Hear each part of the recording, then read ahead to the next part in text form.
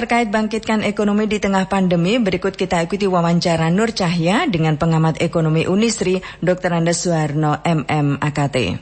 Selamat pagi Pak Suharno. Selamat pagi untuk Anda semuanya. Ya, baik Pak Arno. Pemerintah sekarang sedang giat membangkitkan ekonomi masyarakat. Bagaimana Bapak melihat upaya pemerintah di tengah pandemi ini, Pak? Apa yang dilakukan pemerintah saat ini dalam menggerakkan, membangkitkan ekonomi masyarakat, saya kira sudah cukup bagus. Apa yang kita saksikan di lapangan misalnya bahwa pemerintah menggelontorkan dana yang tidak sedikit agar pelaku usaha, khususnya UMKM ini bisa bergerak dengan menyediakan bantuan langsung tunai kepada UMKM dalam 2 tahap. Tahap pertama dan kedua ini kurang lebih menyasar kepada 12 juta pelaku usaha. Yang besarannya pada tahun 2020 itu pelaku usaha bisa mendapatkan bantuan sebesar 2,4 dan pada tahun 2021 ini 1,2 juta.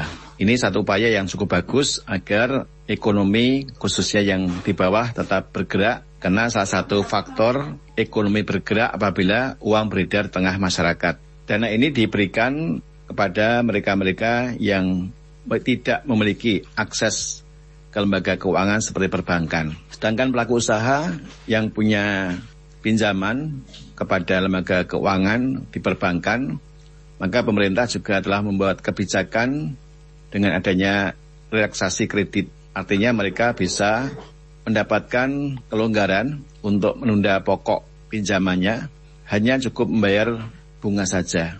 Dan relaksasi ini juga sudah diperpanjang oleh pemerintah. Apa yang harus dilakukan Pak Arno, para pelaku ekonomi untuk bisa bangkit kembali, meski di sisi lain semua ada keterbatasan ya Pak ya, untuk bergerak misalnya di sektor pariwisata karena jumlah pengunjung selama pandemi ini dibatasi. Selain dalam hal masalah pengelolaan keuangannya, tentunya meningkatkan omset penjualan atau mencari celah-celah pasar baru dengan cara menggunakan berbagai media yang ada.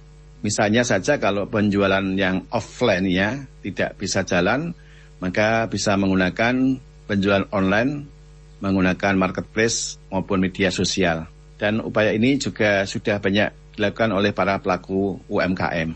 Ada beberapa pelaku usaha yang pada saat pandemi ini masih bisa bertahan karena juga memanfaatkan adanya teknologi khususnya yang menggunakan teknologi internet, kemudian juga menciptakan agar menarik minat masyarakat, ya misalnya dengan melakukan program-program promosi-promosi yang kreatif.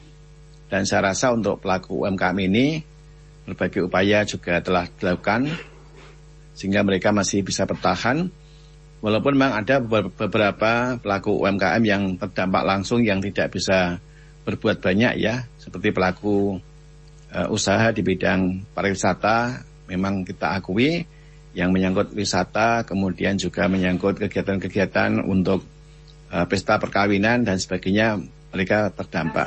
Tetapi saya melihat bahwa beberapa waktu ini dengan adanya pelonggaran-pelonggaran yang dilakukan oleh pemerintah, maka mereka sudah saatnya bisa memanfaatkan momentum ini, tapi juga tetap menjaga protokol kesehatan yang sudah ditentukan oleh pemerintah, agar upaya ini bisa mengurangi juga menekan penyebaran COVID.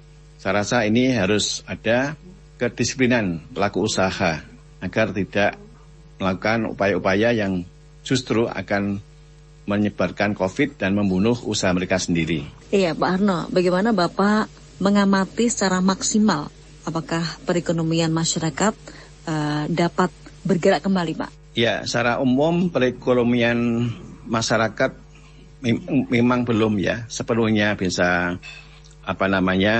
bisa sempurna seperti sedia kala. Kalau kita amati saat ini kurang lebih ekonomi masyarakat sudah pada kisaran sekitar 75%.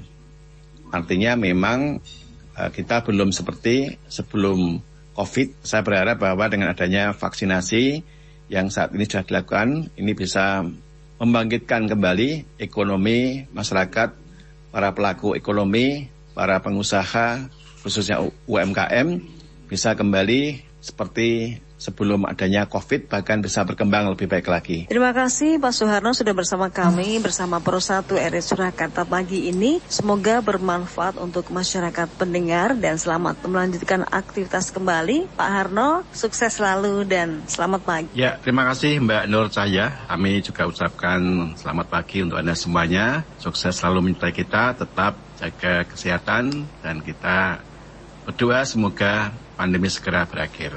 Sukses selalu, selamat pagi.